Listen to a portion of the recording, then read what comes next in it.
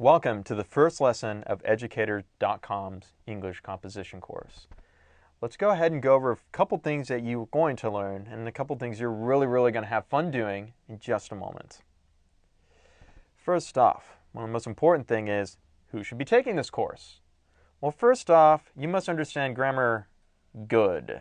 And if you can see that I'm actually supposed to have well there, then you understand grammar well.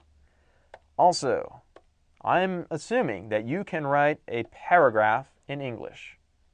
What is a paragraph? All I mean is that you can write 5 sentences or 8 sentences together, all on the same similar topic, together in a single paragraph. That's all I'm assuming.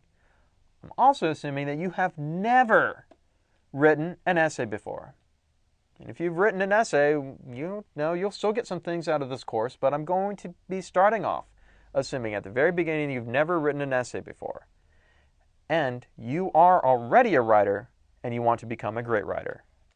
Now, some of you are thinking that, oh, I'm not a writer. Well, actually one of the rules of this class is you're never allowed to think or say that. So instead of saying I am not a writer, say that I am a writer and I'm learning how to be a great one. So it's a very important rule. Don't forget that one. Now, there are some basic things you're going to get out of a course, and a lot of these things you will, kind of learn in, normal school, and then this will be kind of a reiteration and something that will be even more important.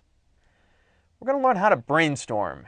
Brainstorming is actually a technique and it's actually a skill, and I'm going to be explaining how you have 2 halves of your brain and how they interact and, what's the best way to brainstorm. From that brainstorming, we are going to form something called a thesis. And this thesis is going to be spent 2 lessons going over, and it helps focus your writing and gives you an essay to write about. And after that, we'll be organizing ideas into kind of a coherent pattern, and one that we use as kind of a template over and over again for all kinds of writing. You'll learn the very basics of writing a 5-paragraph essay. It's kind of like your training wheels for writing. Before you really get your, wings, you've got to do this for a lot first. Finally, going to learn how to research and to cite. I'll be showing you things that I wasn't able to learn until junior college, but I believe that anybody who's high school or even middle school or possibly even grade school can learn how to comprehend. Now after that, we're going to be going over some advanced stuff, some things that are a little bit harder to teach in a traditional classroom, but can be taught in kind of a context like this. We're going to learn what logos and rhetoric are, what's the difference between the two, and how to use them. I'll give you a clue. Logos sounds like logic.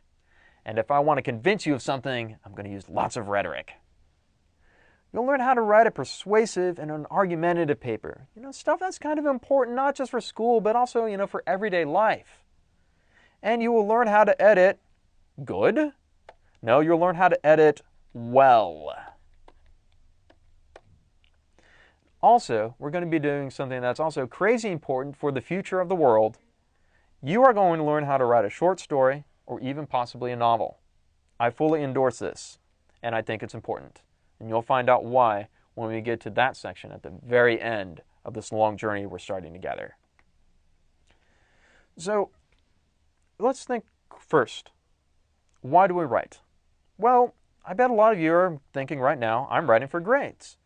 I bet that a lot of you who are writing and going in class want to turn in a paper, and it's really important to see this on it after you turn it in.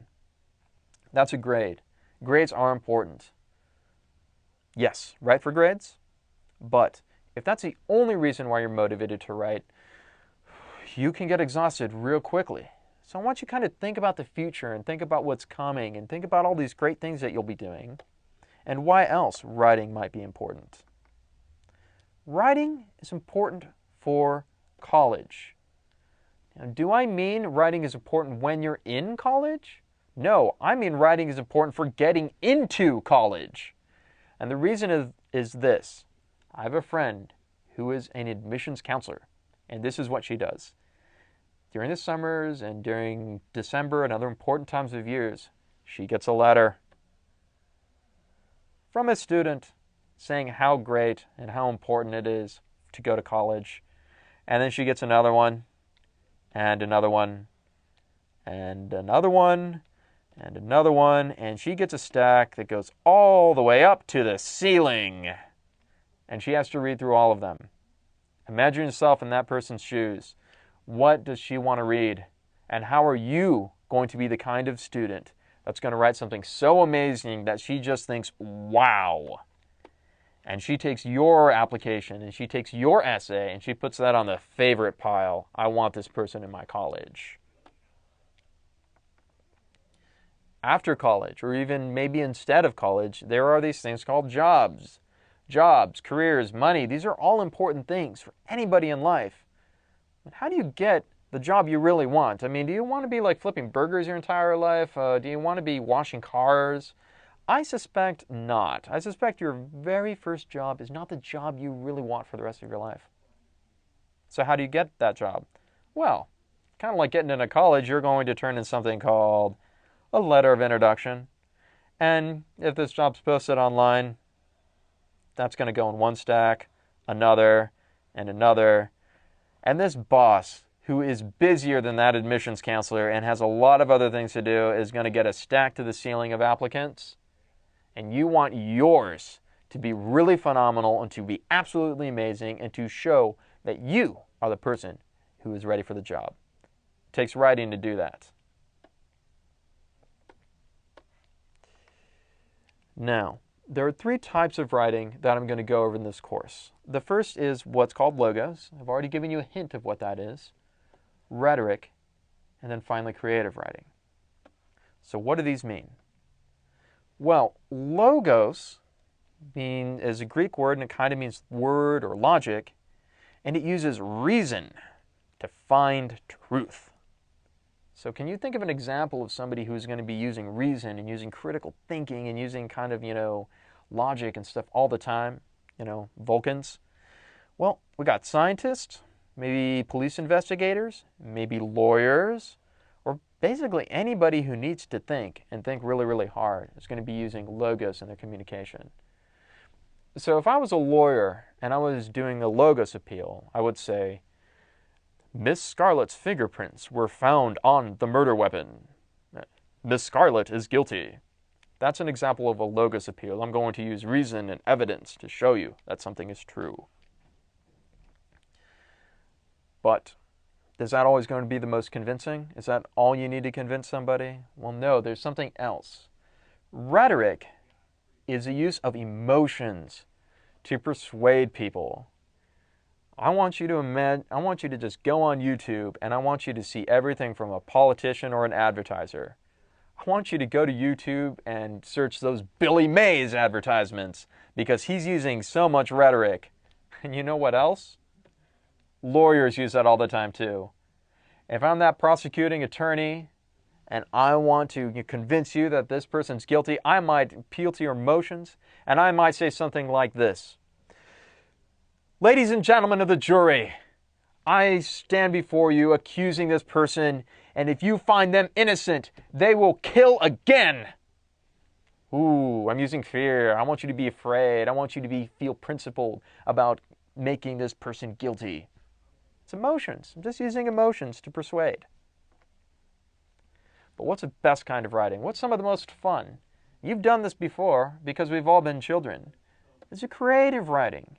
And this uses the imagination to entertain. Now, who's going to use this? Authors, screenwriters, even sometimes educators. You may have been told that creativity and innovation is not important, but we're going to find out later, towards the end of this essay, exactly how important it is. Our education system tends to stifle creativity when it really is important that it needs to grow for kind of the world we live in today. Don't be afraid to follow through and wait for the end of this lesson. So, 3 types of writing. We got our creative, we got our logos, and we got our rhetoric. If you're a good student, you want to get that A, you will learn how to use logos very, very well.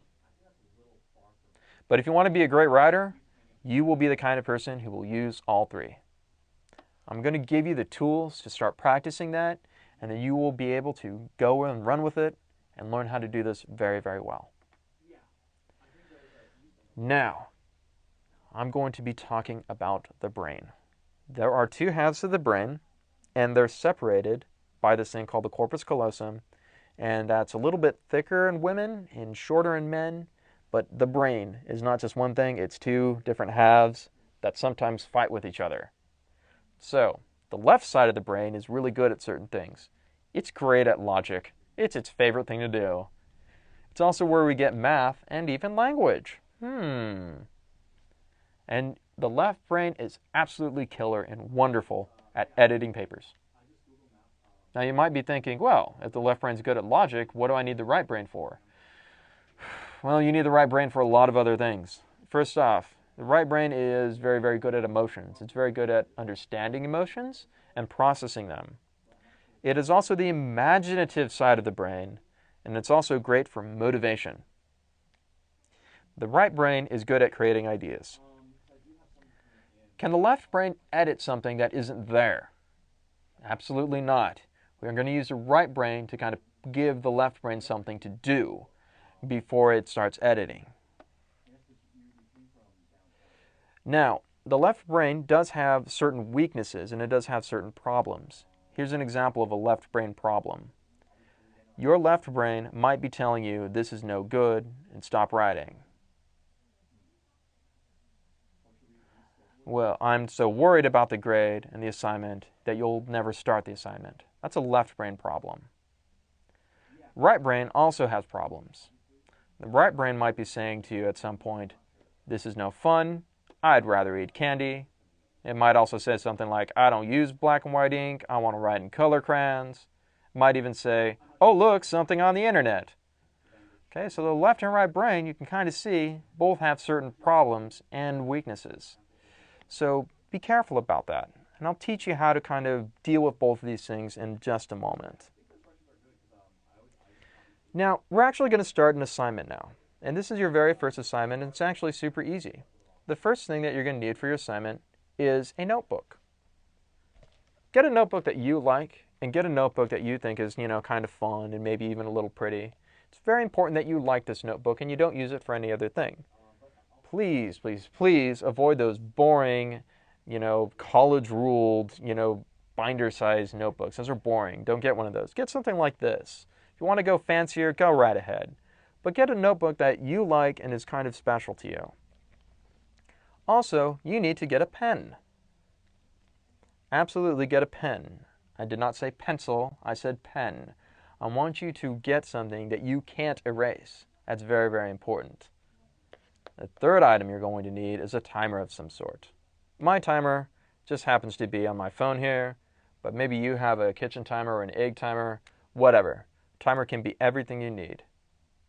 Now your task, your very, very important task, is for 5 times this week, write for 15 minutes with no interruptions. Absolutely, you must be using your pen and you must be using your notebook. You cannot type and you cannot use a pencil. The reason for that is doing this does not activate certain parts of the brain, but doing this does. And if you absolutely find that you can't do 5, maybe just go for 3. But don't do less than 3. It's only 45 minutes. I'm sure you can find a place and find room to go ahead and do this for 15 minutes. And what are you going to write about? Well, you just write about anything. You write about anything that comes to your mind. And you need to be able to respond to those problems. Your left brain might tell you, this is no good. Stop writing. Erase that. Rewrite this. Fix that until it looks good. Okay.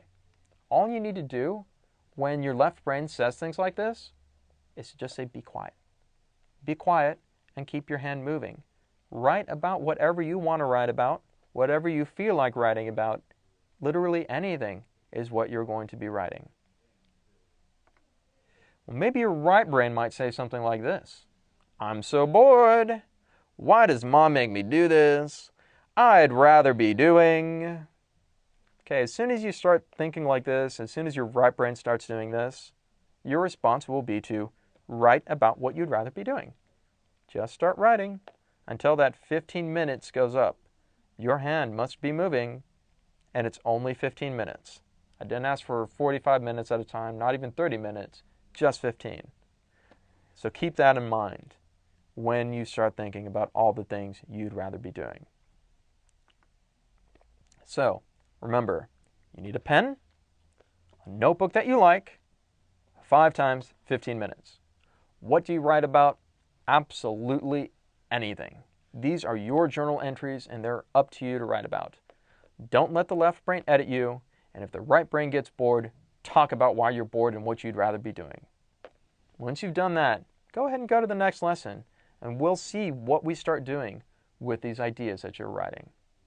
Thanks a lot for watching Educator.com.